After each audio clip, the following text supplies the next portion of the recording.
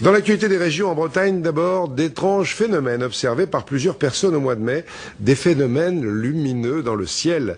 Les témoignages ont été envoyés au groupe d'études du CNES qui s'occupe des objets étranges. C'est à Toulouse, le CNES, affaire prise au sérieux, et des chercheurs ont été envoyés sur place. En Bretagne, Noémie Thépeau et Florian Le Goïc. Bonjour, Laurent Duval. Premier rendez-vous de la journée pour les 3 membres de cette association de recherche sur les phénomènes aériens non expliqués. Ils recueillent le témoignage de ce retraité, questionnaire rigoureux à l'appui, sur une observation étrange dans la nuit du 6 au 7 mai dernier. J'ai remarqué donc cette boule lumineuse qui venait donc de l'est vers le sud. Ouais. Oui, je vois ça comme ça à peu près. Est-ce qu'on peut essayer de définir une texture? Est-ce que ça éblouissait par exemple? Non, pas non, forcément. Vous n'avez pas eu mal, monsieur? Non. Il faut toujours s'informer, au-delà du témoignage, de tout ce qui est comme paramètre extérieur qui pourrait avoir interféré avec l'observation, voire même causer la méprise. Savoir des avions, un aéroport, une fête, une animation particulière. Deuxième rendez-vous à 80 km de là.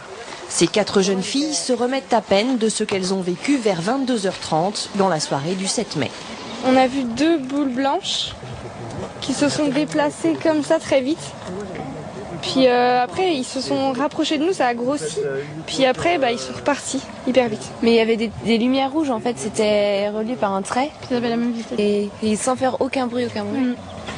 Et vous avez vu toutes les 4 la même chose? En fait, on n'était pas du tout au même endroit. On était 4 là, nous, et les filles, elles étaient 2 là-bas. Au-dessus des arbres, au niveau des nuages là-bas au loin par exemple? Au niveau des arbres. Et après, c'est vrai que Chloé était un peu perturbée, ce qu'elle nous disait, mais je sais que ce que j'ai vu, c'est vraiment quelque chose d'incroyable et peut-être que je le reverrai jamais, mais ça me perturbe parce que je sais pas ce que c'est, quoi.